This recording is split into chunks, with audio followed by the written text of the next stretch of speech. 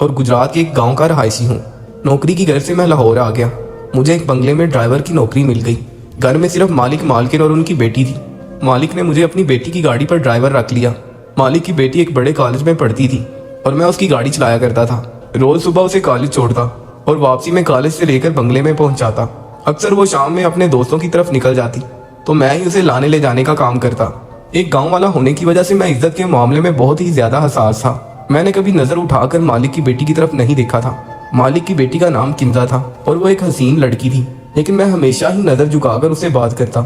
मेरे लिए तो मेरे मालिक और मालकिन काबिल एहतराम लोग थे, जिन्होंने मुझे काम देकर मेरी मुश्किल आसान कर दी थी। मैं मालकिन और मालिक से बहुत ज्यादा अकीदत रखता था, क्योंकि वो दोनों ही बहुत नेक थे। किंदा रास्ते में मुझसे बातें करती रहती और बहुत सारी बातें मुझे बताती, लेकिन मैं सिवाय सारी हिलाने के और कोई जवाब न देता। वो बला की ज़हीन थी और हर क्लास में अव्वल आती थी। किंदा बीबी मुंह में सोने का नवाला लेकर पैदा हुई थी। मालिक उनकी हर बात फौरन ही पूरी कर देते। किंदा बीबी ने नई गाड़ी की फरमाइश की तो मालिक ने फौरन ही उन्हें एक नई गाड़ी खरीद कर दे दी। किंदा बीबी मुझे कहने लगी कि देखो, मैंने तुम्हारे लिए नई गाड़ी ले ली है। उनकी बात सुनकर मैं मुस्कुरा दिया। वो अक्सर ही बातों बातों में मुझे छेड़ती और मेरे साथ फ्री होने की कोशिश करती, लेकिन मैं कभी अपनी हद से तजावुज ना करता।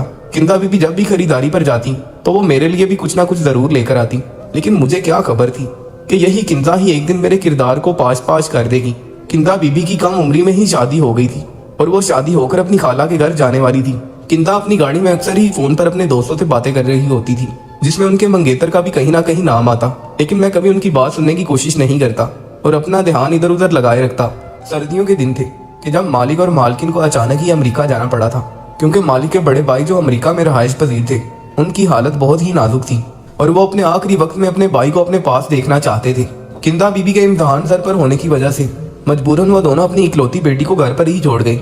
मालिक ने जाते जाते मुझे ये जिम्मेदारी सौंप दी कि मैं किंदा बीबी को कॉलेज लाने ले जाने का काम पूरी जिम्मेदारी के साथ करूं और उनका ख्याल रखूं, क्योंकि मुझे मालिक के साथ काम करते हुए 2 साल होने वाले थे। इसीलिए वो लोग मुझ पर बहुत ज्यादा भरोसा करने लगे थे। मालिक को अच्छे से इल्म था कि मैंने कभी नजर भरकर भी उनकी बेटी की तरफ नहीं देखा। मालिक और मालकिन 2 महीने के लिए अमेरिका चले गए और मैं उनके पीछे पूरी ईमानदारी के साथ अपनी जिम्मेदारी निभाने लगा। कुछ ही अरसे बाद मेरी छोटी बहन की शादी थी और इसीलिए मुझे बहुत ज्यादा पैसों की जरूरत थी। मैं किंदा बीबी को कॉलेज छोड़कर करीबी एक मैकेनिक की दुकान पर चला जाता और वहां बैठकर काम सीखता, ताकि फारिग वक्त में ये काम भी कर सकूं। मालिक के पास से 8 बजे मेरी छुट्टी हो जाया करती थी और मैं चाहता था कि उसके बाद मैकेनिक की दुकान पर बैठकर काम करूं, ताकि जल्द से जल्द मेरे पास इतने पैसे जमा हो जाएं कि मैं अपनी बहन की शादी के लिए पैसे गाँव भिजवा सकूं। जितना अरसा मालिक मौजूद नहीं थे, मुझे काम से जल्दी फरागत मिल जाया करती थी, क्योंकि किंदा बीबी ज्यादातर घर में ही रहा करती थी। देखते ही देखते 1 महीना गुजर गया और मालिक के बड़े भाई अपनी जिंदगी की बाजी हार गए। उस रात ही मेरे पास किंदा बीबी का फोन आया कि उनकी तबीयत कुछ ठीक नहीं है और मैं उनके पास आ जाऊं, शायद उन्हें डॉक्टर के पास जाना पड़े। बीबी जी की बात सुनकर मैं परेशान हो गया। रात के इस पहर मेरा बंगले के अंदर जाना कुछ मुनासिब नहीं था, लेकिन बीमारी की हालत में मैं बीबी जी को अकेला नहीं छोड़ सकता था, जबकि वो अपने ताया की मौत के गम में थी। पूरी रात मैं उनके साथ ही रहा और उनका ख्याल रखता रहा। वो शदीद बुखार में तप रही थी और सारी रात गुनूदगी में रही थी। सारी रात मैं उनके पास बैठा रहा और सुबह तक उनकी हालत कुछ बेहतर हुई तो मैं वापस अपने क्वार्टर में चला गया। वक्त तेजी से गुजरता रहा और उस दिन के बाद से किंदा बीबी की तबीयत कुछ ठीक नहीं रहती थी। वो बहुत ही ज्यादा कोई सी रहने लगी।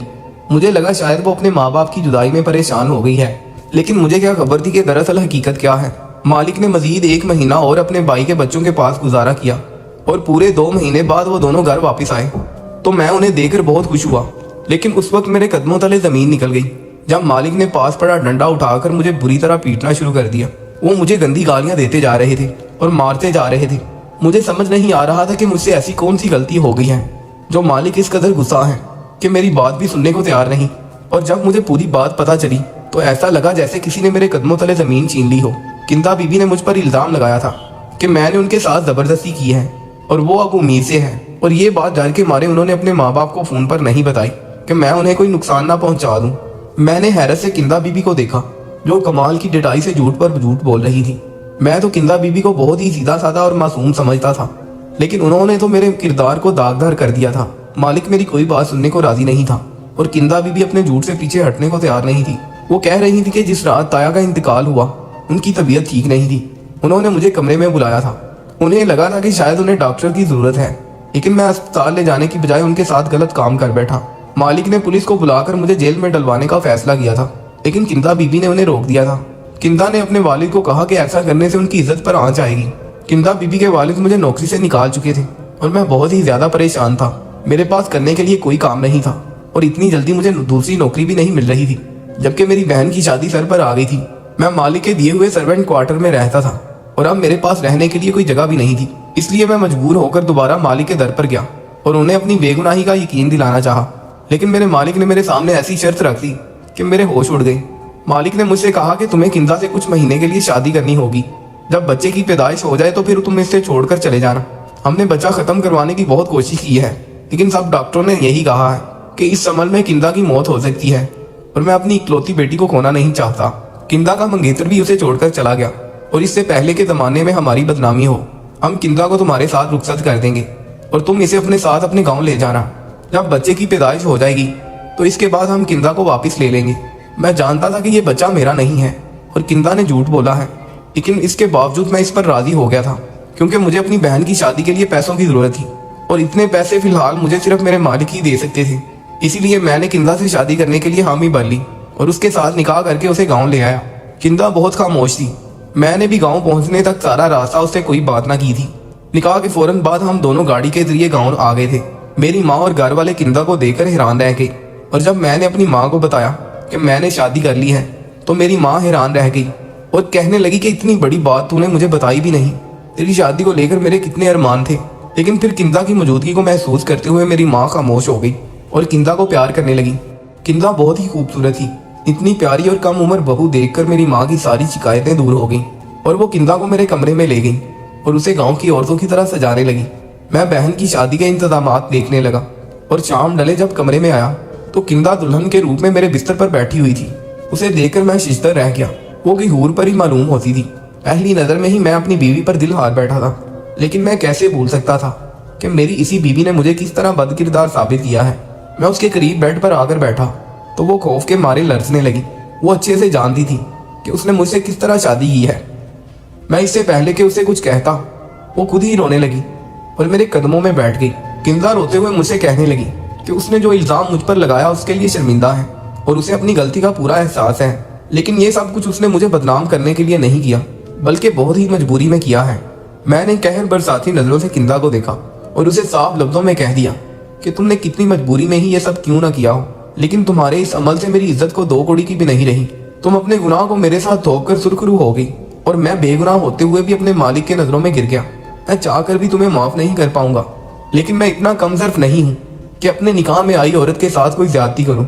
इसलिए तुम इस कमरे में आसानी से रह सकती हो।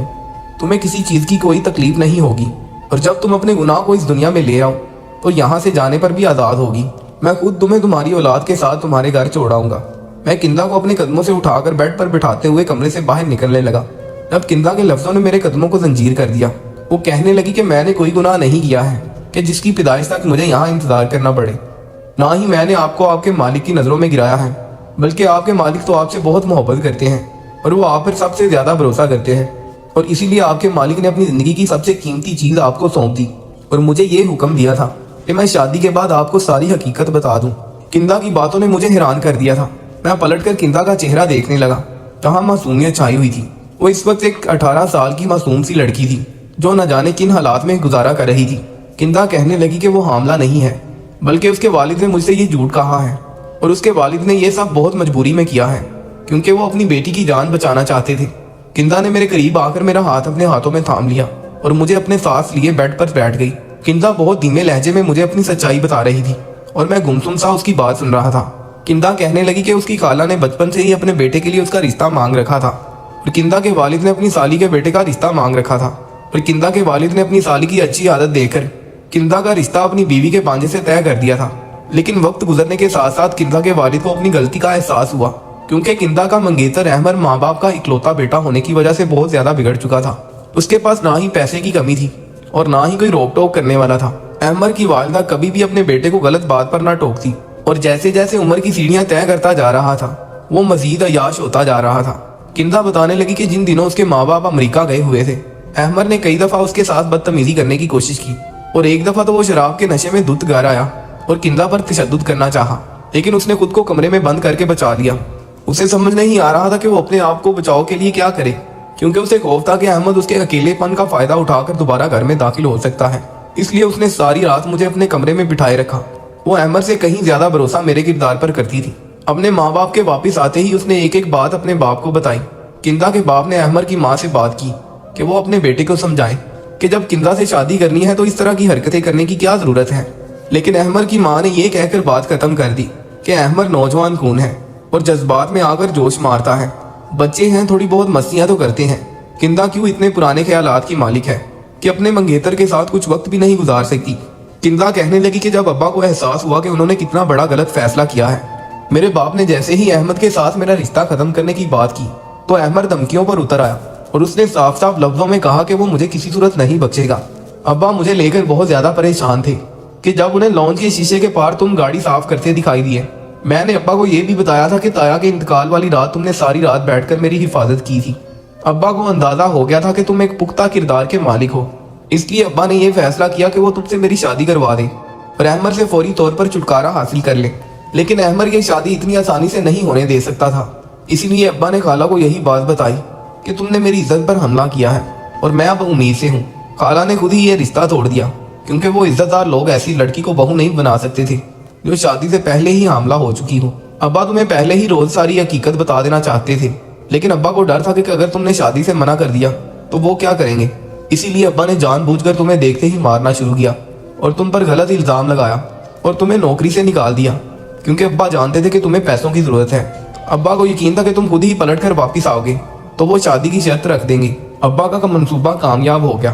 तुम चाहो तो मैं ये बात साबित कर सकती हूँ कि मैं हामला नहीं हूँ और ना ही किसी नामहरम ने मुझे कभी हाथ लगाया है। बहुत मजबूरी में अब्बा ने मुझे तुम्हारे निकाह में दे दिया है और मैंने अपने पूरे दिल से तुमसे निकाह किया है क्योंकि मैं खुद भी तुम्हारी अच्छाई की गवाह हूँ। हो सके तो मुझे और मेरे बाप को बस एक झूठ के लिए माफ कर दो। किंदा की आंखों से आंसू टपक रहे थे और मुझे उन आंसुओं में एक बाप बेटी की बेबसी दिखाई दे रही थी।